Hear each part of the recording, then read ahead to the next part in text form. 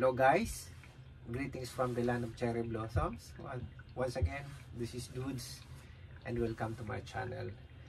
This is my third vlog at sa araw na to, gusto kong i-share sa inyo yung proper garbage disposal dito sa Japan. So dito po kasi sa Japan, maigpit talaga sila pagdating sa basura. So alam naman natin kahit saan tayo magpunta dito, makakakita talaga ng mga kalye na nagkalat yung basura, no? Dahil po mga disiplinado yung mga kapwa. So yung kasi, speaking of basura, ilan bang klase yun na meron kasing mga basurang na nabubulok or nasusunog, no? So kasama na doon yung mga tira-tirang pagkain, mga papel, mga damit, no? Tapos, meron naman mga basurang hindi nabubulok at hindi pwedeng sunugin, no? Halimbawa, gaya ng mga plastic, mga styro, no? Na yung mga inano ng mga pagkain. Meron namang mga PET bottle, no? Nire-recycle yon. At meron namang mga basura na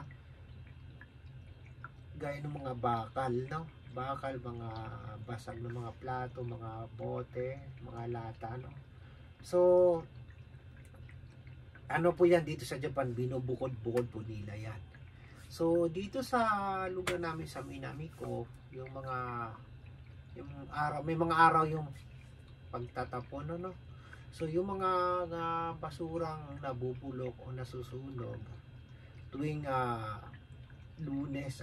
Lunes ng gabi at saka Huwebes ng gabi ang tapunan.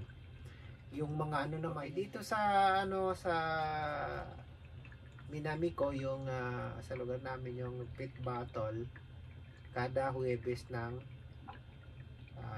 gabi ang tapunan, no? Mga lata, mga bote, ano pa ba, mga sapatos dyan, ayan, kada Huwebes po.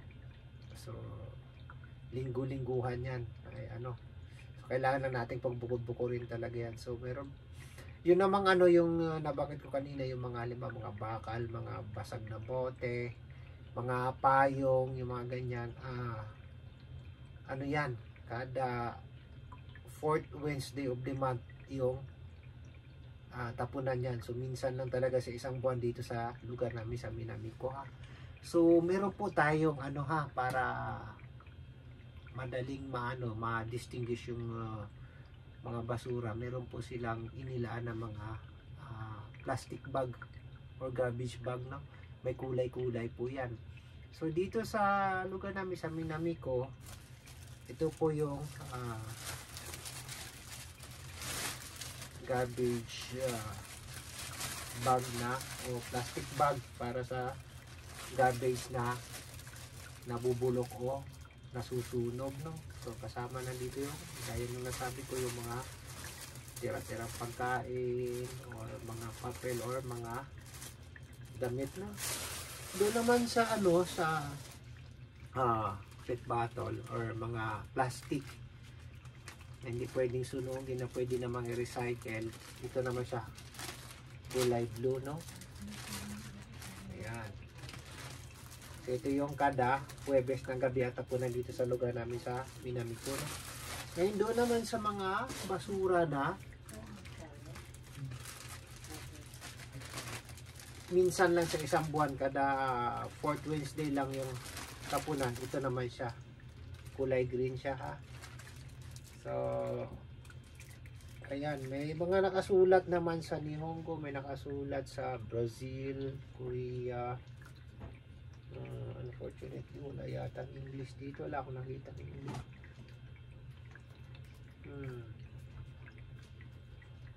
So ayan, kada kada 4th Wednesday of the month, mahalaga po na ang bukod-bukod o i-segregate natin yung mga basura natin, kasi once na nakita nila nalo-halo yung mga basura natin, hindi po nila kukunin yan, iiwanan po nila yan. So ano mangyayari, babaho talaga, lalo pag nabubulok yung basura mo, babaho talaga yan.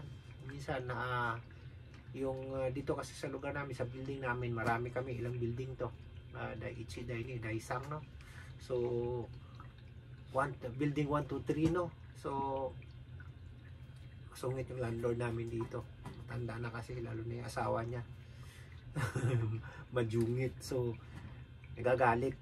So kahit sino naman siguro, kahit saan, pagka ganyan yung ano, yung hindi natin na ayusin yung pagbubukod ng mga basura natin, talagang magagalit ng sino mang kukuha nun. Iiwanan talaga nila yun.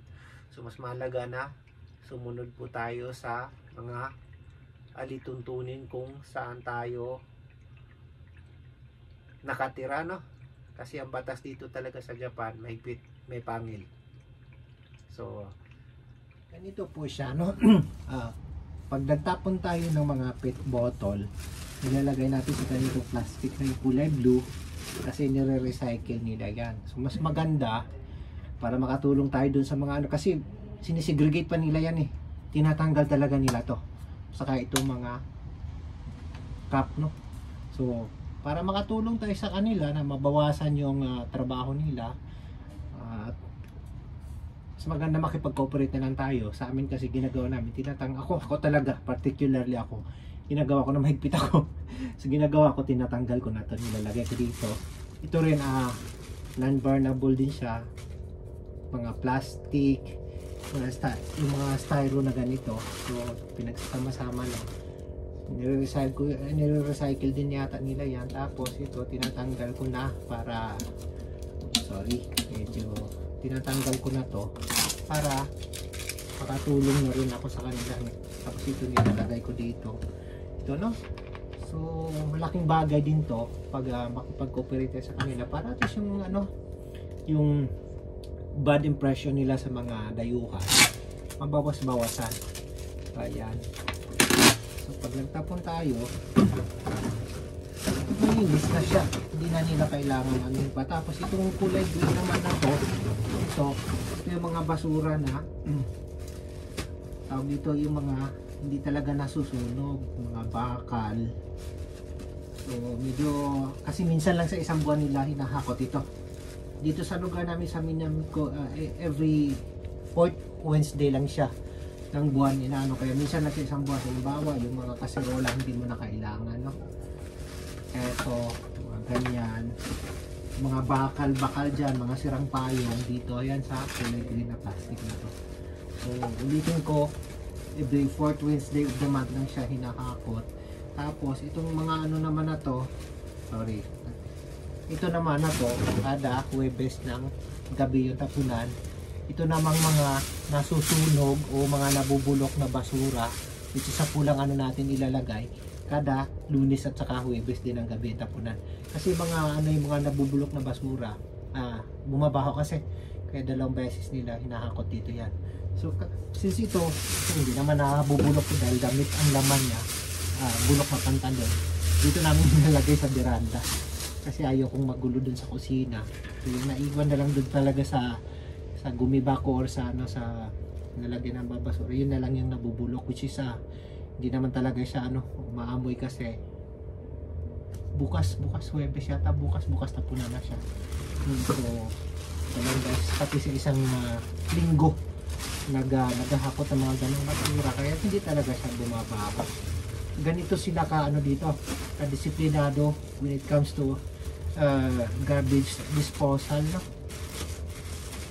So makikita ninyo yan, mag-video din, kukuha rin ako ng separate video sa araw ng tapunan ng basura para makita ninyo kung gaano yung itsura at yung pagkatapos yung nahakot na yung basura. Kaya dito sa Japan talaga malinis yung kalye nila, walang kalat, kasi talaga napaka-organized nila, napaka-disiplinado nila. Ayan, alas 7 na po ng gabi dito. Dito po tinatapon yung mga basurang nabubulok o nasusunog. Tapos dito naman sa tabi niya, yung mga basurang, mga plastic na nare-recycle, yung nalalagay sa kulay blue na plastic.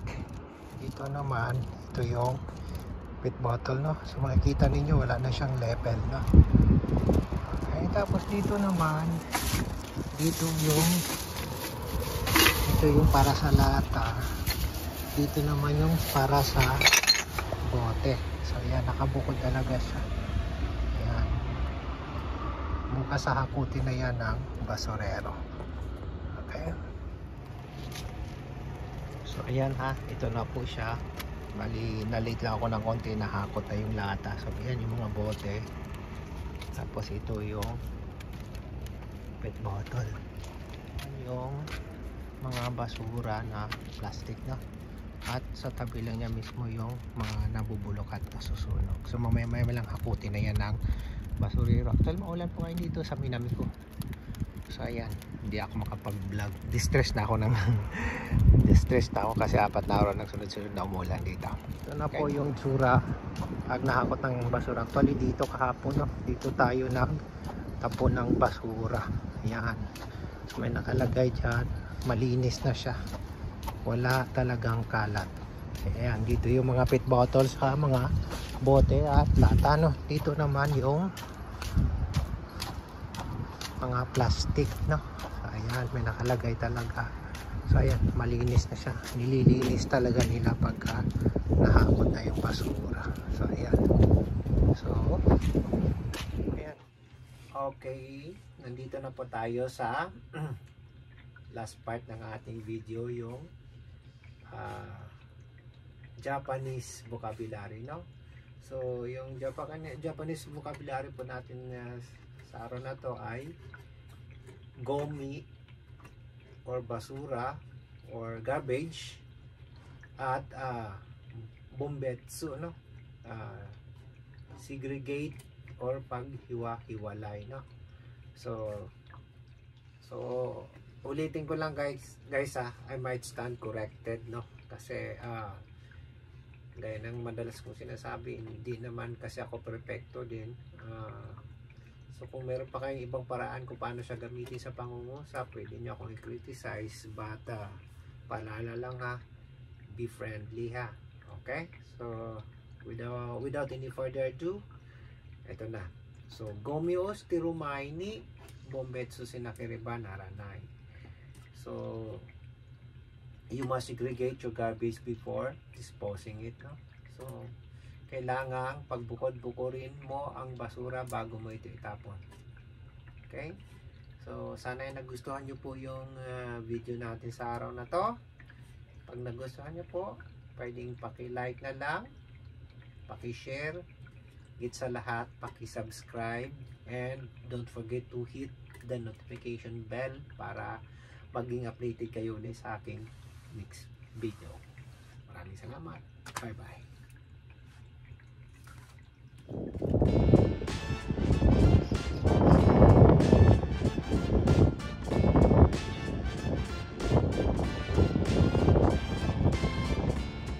Kakalat yung mga basura.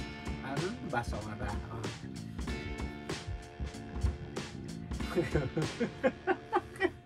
Oh.